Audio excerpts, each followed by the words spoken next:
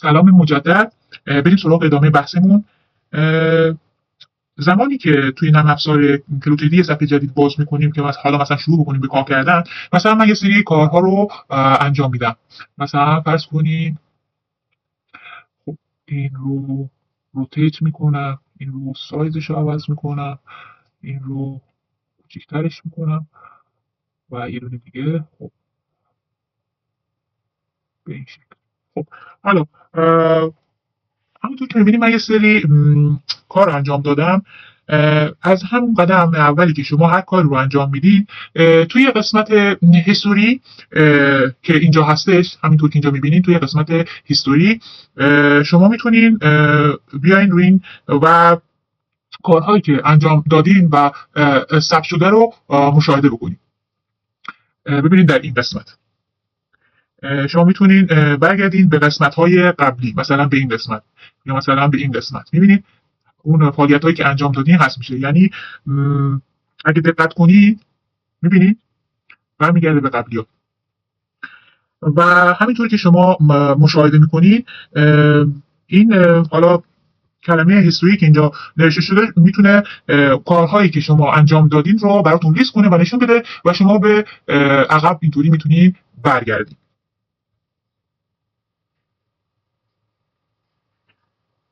پس اگه بخوایم به یک مرحله قبلش برگردیم، کافیه که روش کلیک کنیم که برمیگرده به یک مرحله قبلش. اینها به ما کمک میکنه که مراحل قبلی که انجام دادیم رو بتونیم ببینیم و بخوایم برگردیم به مرحله قبلی. یه زمانی هست که شما یه کاری رو انجام دادین، حالا اشتباه بوده یا هر چیزی خواستین، بعد در واقع میتونین از این استفاده کنید. در واقع همون حالت کنترل زد رو داره، آندو داره که بهتون توضیح داده بودم، ولی تمام مراحل اینجا که دارین میبینید رو شما خودتون میتونین ببینید. یعنی تمام مواردی که شما انجام دادین رو میتونین اینجا مشاهده بکنید و به چندین مرحله قبل میتونین برگردین. پس میتونین بیاین روی اولین مرحله، میتونین بیاین روی آخرین مرحله و به جای اینکه من 10 تا کنترل زد رو بزنم، من میتونم اینجا بیام با یک کلیک کردم برگردم به 10 مرحله قبلی که انجام دادم. هر موقع نخواستیم میتونیم بیاین بالا و این فلشی که اینجا مشاهده میکنین، این فلش کوچیکی که اینجا هست رو بزنین، برمیگرده به سر جای خودش و به این شکل شما میتونین تمام صفحه رو داشته باشین. توی قسمت لایبرری هم همینطوری که مشاهده میکنین فضاتون بزرگتر میشه اون رو اگه برگردونید. خب شما همیشه نیاز ندارین که حالا بیاین و این رو بازش بکنید. پس از این قسمت میتونین شما بازش کنید، ولی همیشه نیاز ندارین. پس میتونین به این شکل کوچکش کنید. میبینید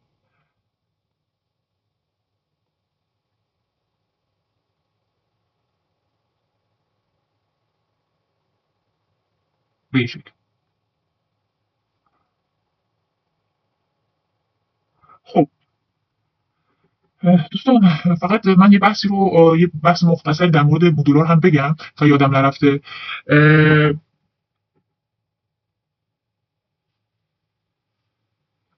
قبلش من این تاریخچه رو پاک کنم.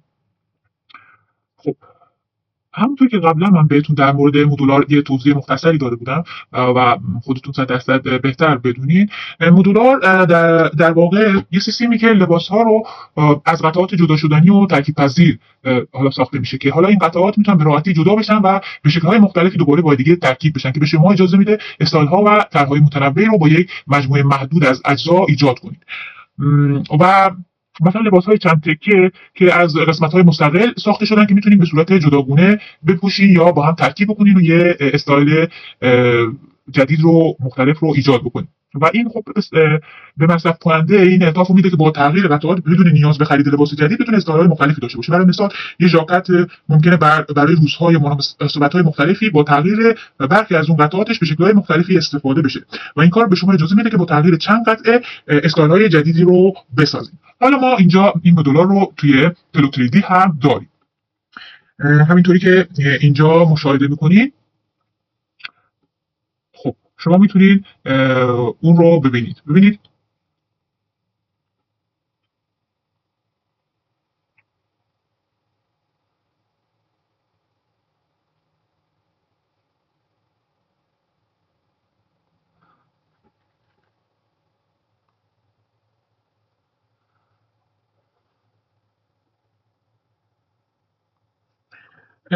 اینجا به اسم توی مدولار چند تا گوشه هست که هم برای آقایون هستش هم برای خانم ها و کودکان. زمانی که شما روش بزنید یه سری پروژه به صورت مدولار رو مشاهده میکنید.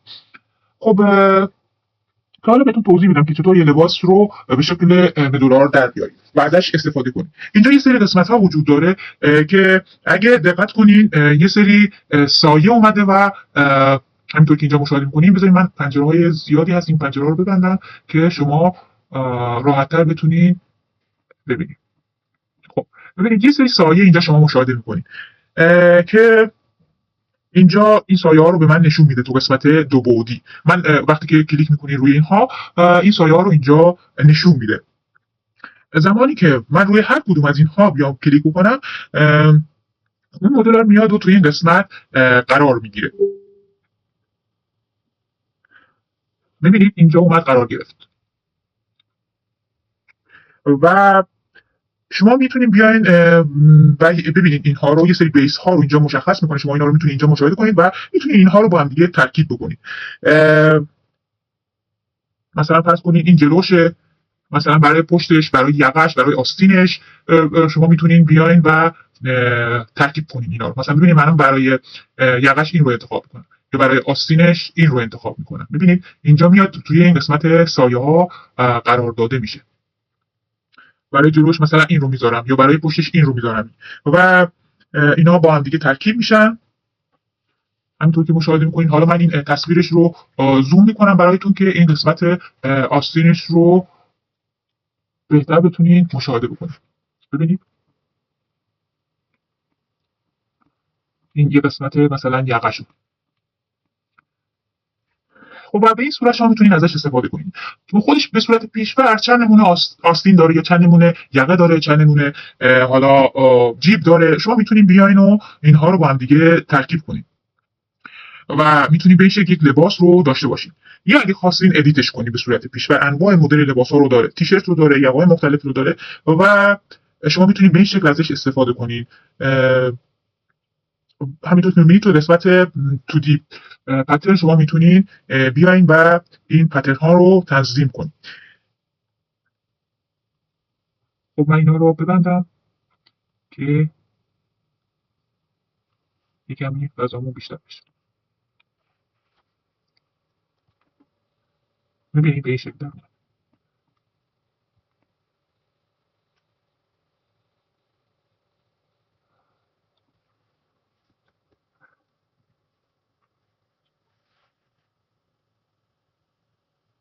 خب ما یه سری ابزار داریم توی این قسمت که ابزارهای ترسیمی ما هستن و واسه ترسیم میتونیم بیایم و از این ابزارها استفاده کنیم. یه سری ابزارهای ادیت داریم اینجا میتونیم ازشون استفاده کنیم و برای ادیت کردن امکاناتی رو اینجا به ما میده که مثلا میتونیم انواع مختلف الگوها رو بکشیم با هر اندازه و برشی که میخوایم میتونیم اون رو حالا طراحی کنیم.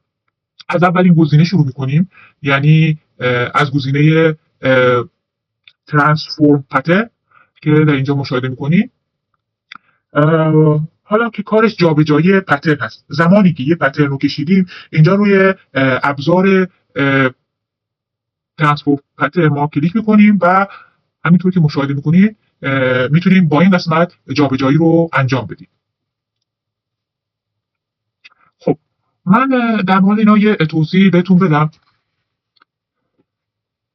که چه گزینه‌هایی رو کلا داره.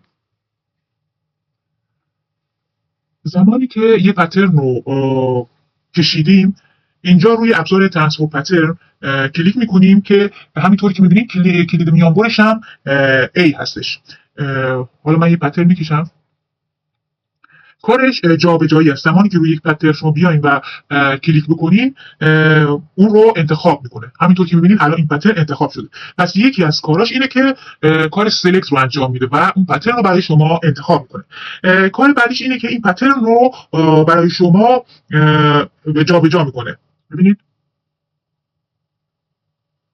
پس یکی از کاراش اینه که پترن رو انتخاب میکنه، سلکت کنه و یکی از کاراش اینه که پترن رو جابجا میکنه. هر جایی که میخواید میتونید جابجا کنیدش و عمل جابجایی رو برای شما انجام میده. خب یکی دیگه از کاراش چیه؟ اینه که پترن رو برای شما کوچکتر و بزرگترش میکنه. از گوشه ها و یا از طرفین از 4 تا وجهی که داره یا از گوشه ها شما میتونین بیاین و این رو کوچکتر و بزرگترش کنین. ببینید مثلا فرض کنیم من الان میخوام کوچکترش کنم، پس انتخابش میکنه، جابجاش میکنه، کوچیک و بزرگ میکنه پترن رو برای شما و همینطوری که مشاهده میکنید شما حتی میتونید بیاین و روتیت کنید از این قسمت.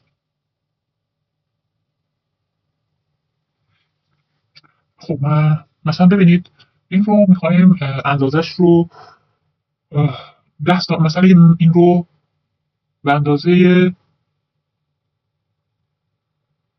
18 سانت جابجاش کردیم، درسته؟ و شما حتی میتونید ببینید اینجا مشخص اندازه رو اگه از اینجا دقت کنید میتونید ببینید که چقدر جابجا شده.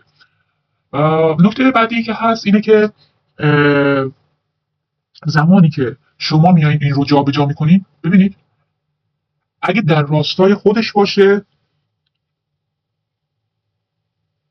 میبینید اگه که در راستای خودش جابجا بشه که رنگش همینطور که میبینید حالت زرد رنگه، ولی اگه مثلا در راستای خودش مثلا جابجا نشه شما میتونید این خط بنفشه رو ببینید. میبینید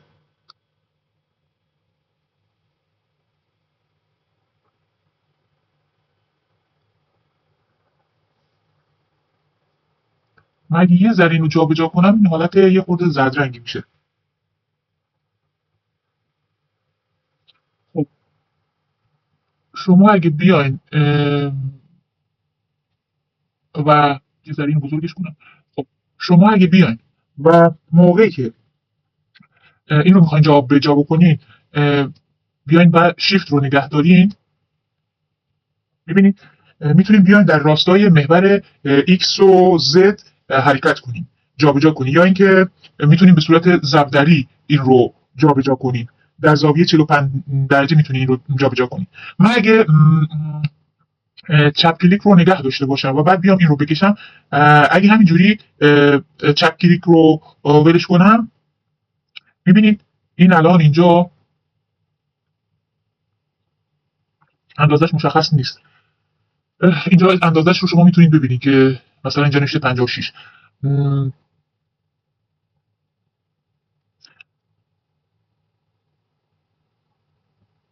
خب اگه که شما بخواید رو با یه اندازه مشخصی جابجا کنید، همزمان با اینکه شما چپ کلیک رو نگه داشتین و ولش نکردین راست کلیک رو هم بزنید، میتونید این صفحه برای شما باز میشه. پس زمانی که شما میخواین که به یک اندازه مشخص این رو جابجا کنین، هم زمان با اینکه چپ کلیک رو نگه داشتین راست کلیک رو بزنید، این صفحه واسه شما باز میشه که شما اینجا حتما حواستون باشه که ول نکنید چپ کلیک رو و همزمان راست کلیک رو بزنید. همونجوری که انگشت اشاره شما رو چپ کلیکه ولش نکنید، با یک انگشت دیگه تو راست کلیک رو بزنید که این پنجره تنظیمات رو براتون باز بکنه. و شما میتونید اینجا توی این قسمت میتونید بهش اندازه بدید، مثلا بهش بگین 40. خب شما مثلا میتونید اینجا اندازه‌شو رو بنویسین 40. خب اینو میاد برای شما 40 سانتی متر جابجاش میکنه. خب من اوکی رو میزنم، شما اینجا رو ببینید به اندازه 40 سانتی متر میاد و این رو برای شما جابجا میکنه از جایی که قبلا وجود داشته. توی اندازه زدن هم همینطور، مثلا اگه مثلا من میخوام که بزرگترش کنم و میتونم بیام و موقعی که میخوام راست کلیک رو نگه داشتم چپ کلیک هم نگه دارم. خب موقعی که چپ کلیک رو نگه داشتم میخوام راست کلیک هم نگه دارم، مثلا اینجا من مثلا می‌نویسم 20 سانتی متر. ببینید و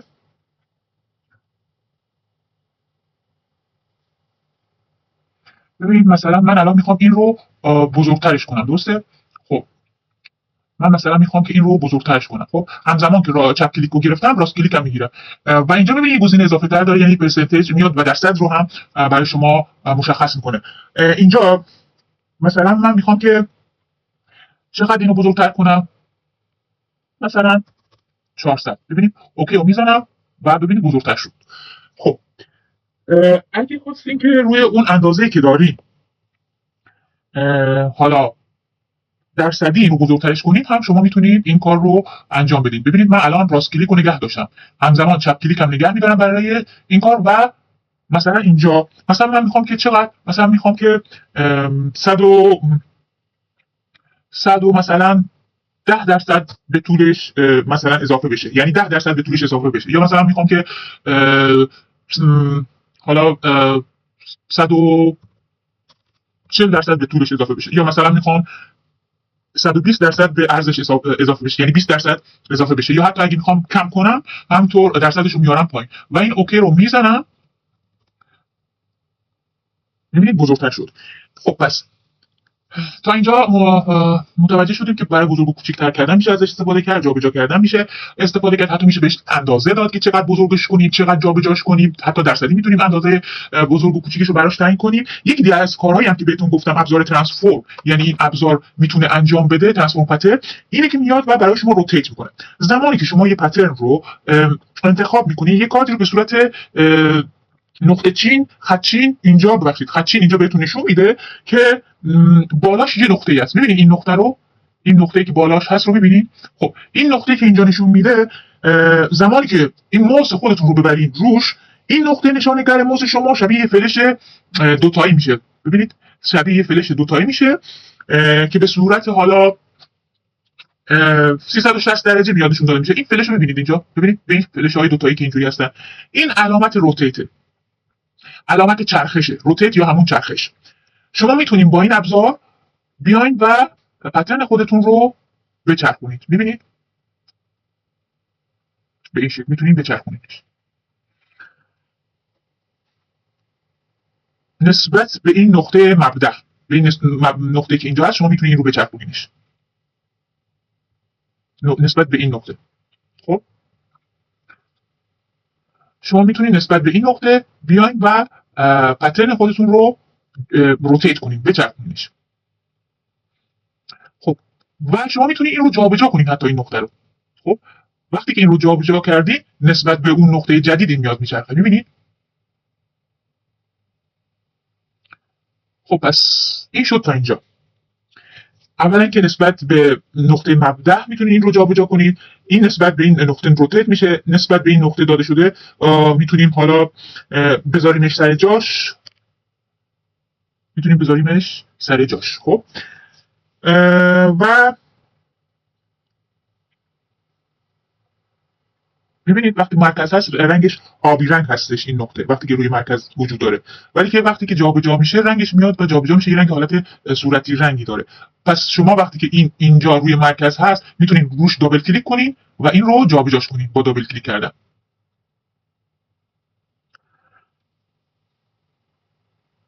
زمانی که قرمز میشه من میتونم بیام و از دو طرف این رو بزرگش کنم.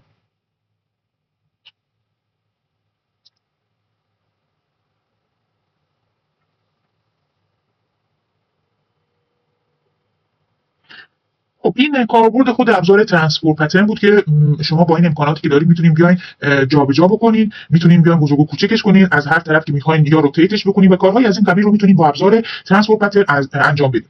ابزار بعدی که داریم ابزار ادیت پترن.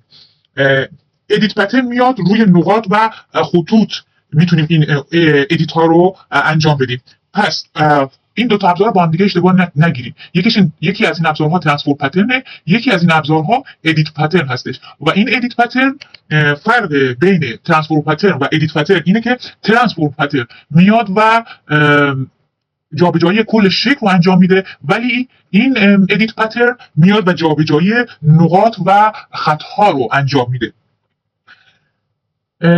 یه نکته رو بذارین بهتون بگم، تمام اشکالی که ما داریم توی نرم افزارهای 2 بعدی و 3 بعدی از چند تا آیتم تشکیل شدن: نقطه خط، سطح، حجم. به ترتیب نقطه خط، سطح و حجم. این 4 تا آیتم حالا به چه شکل هستن؟ نقاط میان و خطوط رو تشکیل میدن، نقاط میان و خطوط رو تشکیل میدن و خطها سطوح رو تشکیل میدن و سطوح هم یه حجم رو تشکیل میدن، یه شکل رو تشکیل میدن. حالا اون حجم هر چیزی میتونه باشه.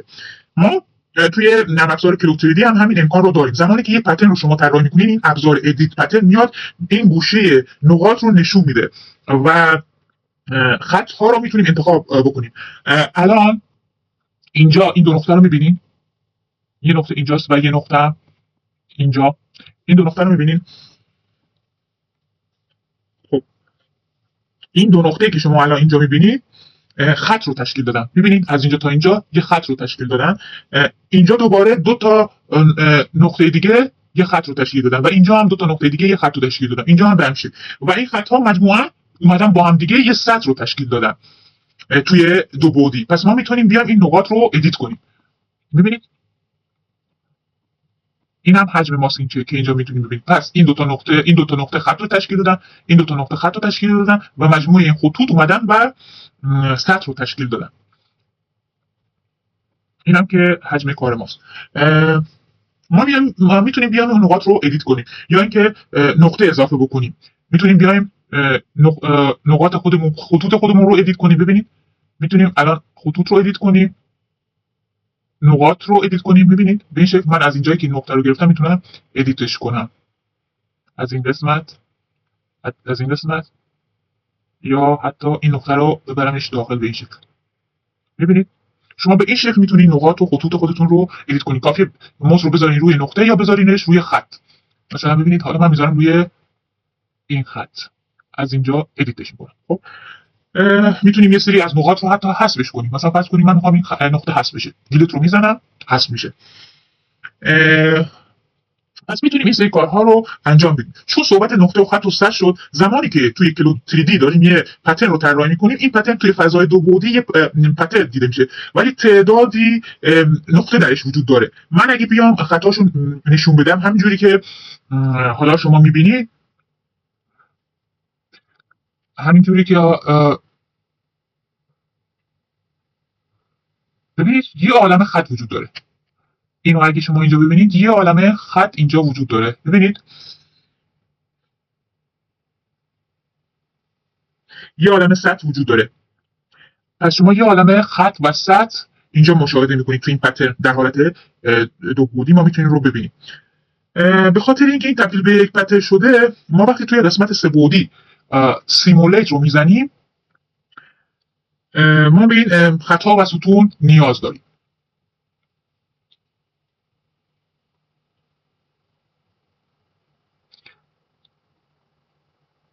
میبینید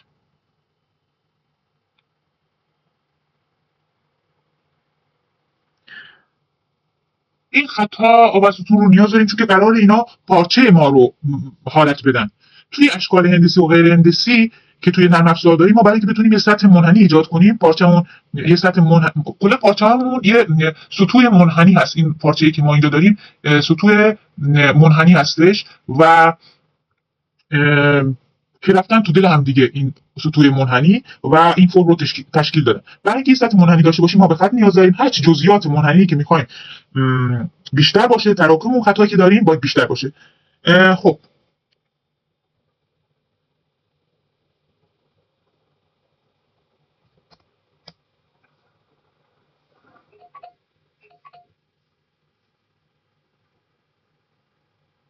ببینید الان این پارچه به صورت منحنی هایی هستش که تو دل همدیگه هستن و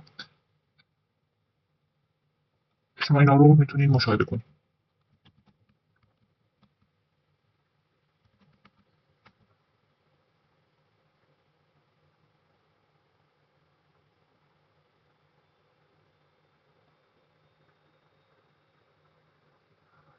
من اینو پارتیکل دیستنس شروعش هست گذاشتم که یکمی تراکمش بیاد پایین.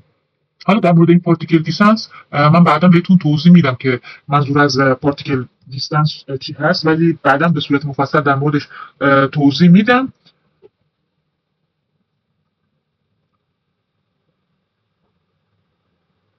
خب این از این.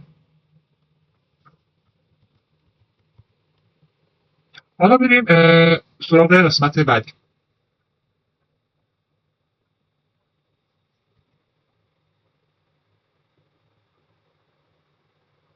خب ببینید که چقدر این الان اینجا سریع میفته. این به خاطر اینه که پارتیکل دیستنس این خیلی پایینه. مثلا من اینو اگه پارتیکل دیستنسش رو روی 5 بذارم این کلا خیلی سریع میفته. مثلا فرض کنید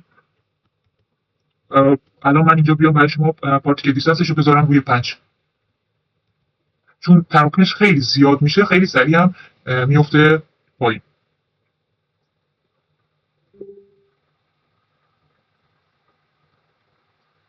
ولی مثلا الان که مثلا رو 5 هست خیلی دیرتر میفته.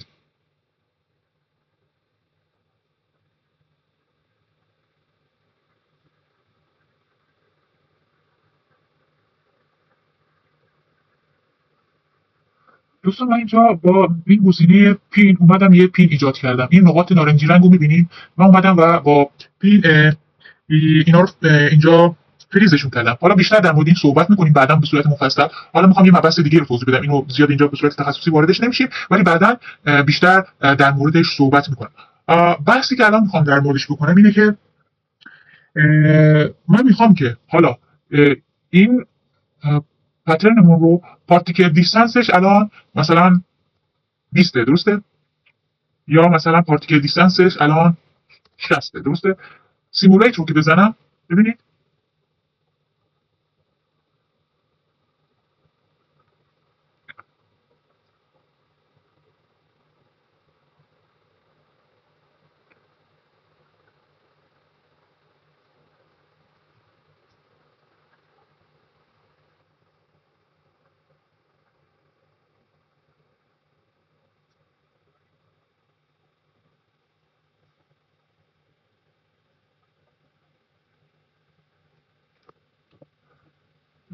از کجایی بود؟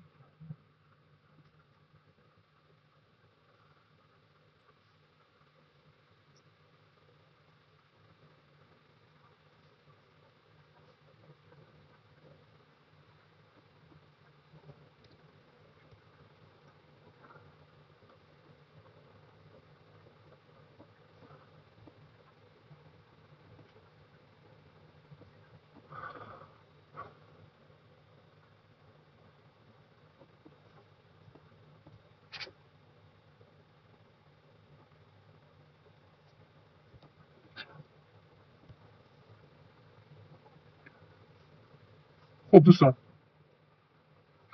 الان این فریز شده درسته. ببینید پارتیکل دیستنسش روی 60. میتونید ببینید پارچه رو به چه شکله. خب حالا من این پارچه رو میام و پارتیکل دیستنسش رو میارم روی 20. ببینید به چه شکل میشه.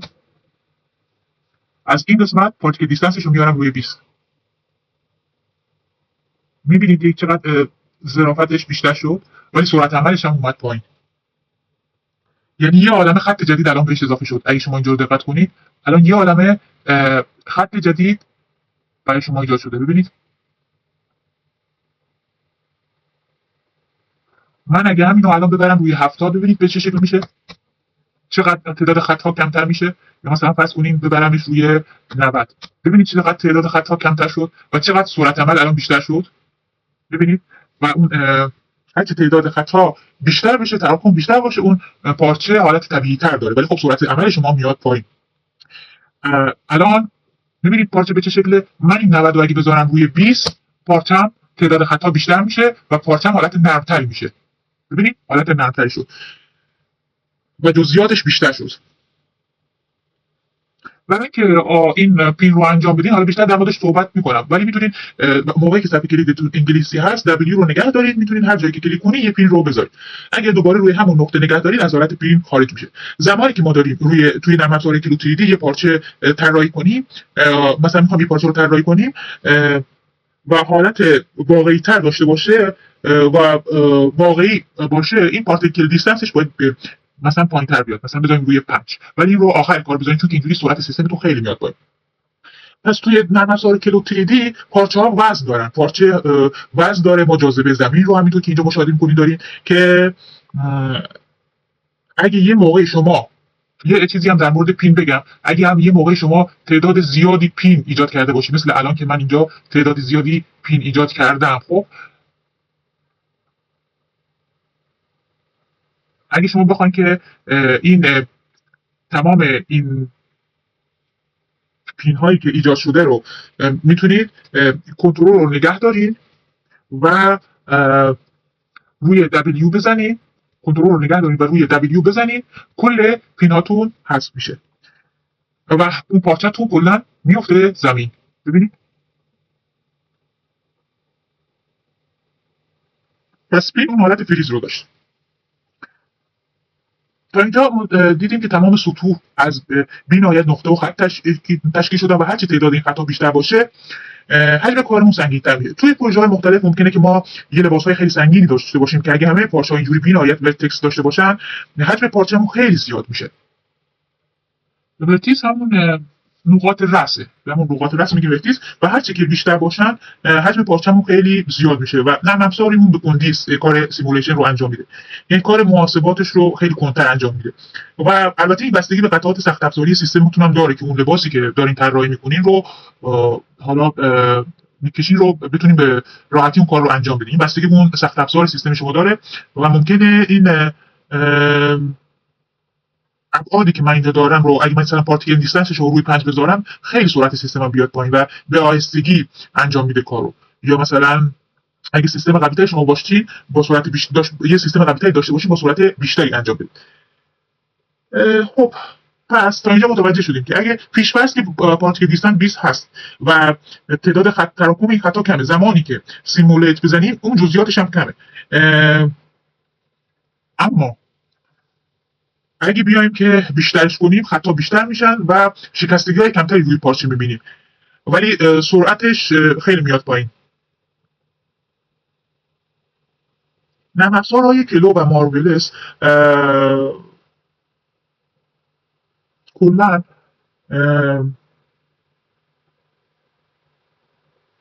این قابلیت رو دارن که شما بتونین بیاین و الگوتون رو ادیت کنین، میتونیم مقداری از اون خطا رو کم یا اضافه کنیم. ما اینجا میایم با ادیت پترن که این گزینه است، ادیت پترن نقاط رو انتخاب میکنیم، بعد میتونیم بیایم اینها رو جابجاشون کنیم و هر جا دلمون بخواد میتونیم بذاریمشون و این ایده‌ای همون کار برش دادن الگومون رو در واقع نشون میده که مثلا ما موقعی که میخوایم الگوی خودمون رو برش بزنیم به این شکل میتونیم برش بزنیم.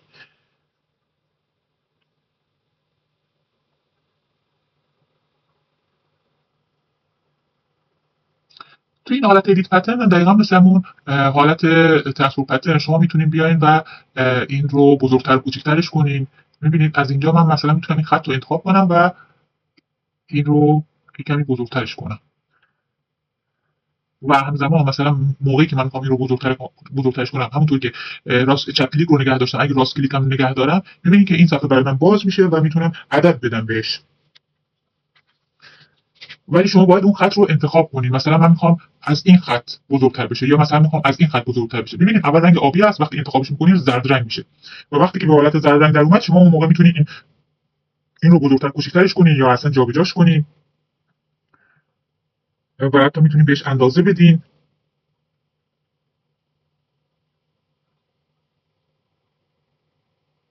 برای نقاط هم همین شکلی است، میتونید این رو به این شکل جابجاش کنید و حتی چپ کلیک رو که نگه داشتید ببینید من موقعی که این رو جابجا میکنم چپ کلیک که نگه داشتم میتونم همزمان راست کلیک رو بزنم و این صفحه رو برای من بازش میکنه. به من میگه که لاین 1 هستش یا لاین 2، شما انتخاب میکنید کدوم لاین رو میخواید جابجا کنید. مثلا ببینید لاین 1 این زرد رنگ است، لاین 2 به این قسمته، بهتون میگه که کدوم میخواید جابجا کنید. اگه لاین 1 رو بزنید اینجا میاد اندازه‌های لاین 1 رو جابجا میکنه، اگه لاین 2 رو بزنید میاد و اندازه‌های این لاین رو با توجه به اون اندازه‌ای که شما بهش میدید میاد رو جابجا میکنه و اوکی رو میزنین و جابجایی رو برای شما انجام میده.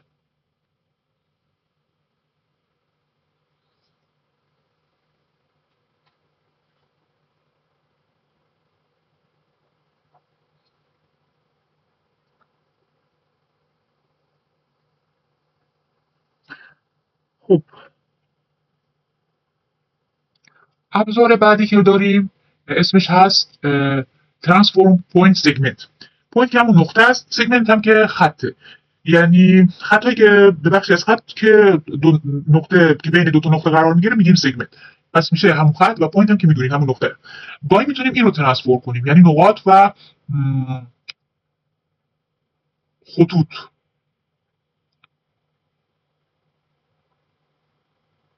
پس نقاط رو میتونیم با این جابجاش کنیم. زمانی که از این ابزار استفاده میکنیم، مثلا زمانی که من این خط رو انتخاب کردم، همون عملی که توی قسمت ترانسفورم پترن داشتیم، همین ترانسفورم رو روی خط و نقطه انجام میده. هم نقطه رو میتونیم جابجا کنیم، هم خط رو میتونیم جابجا کنیم. این شبیه همون ترانسفورم پترن عمل میکنه. حالا اومدن یه ابزار رو اضافه کردم برای اینکه بتونیم این کار جابجایی رو انجام بدیم راحت‌تر روی نقاط و خطوط.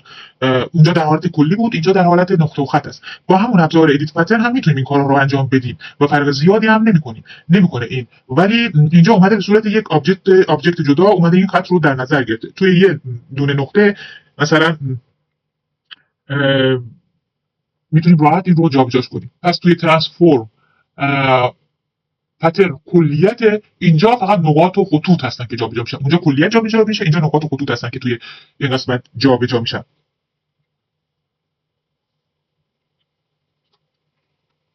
خب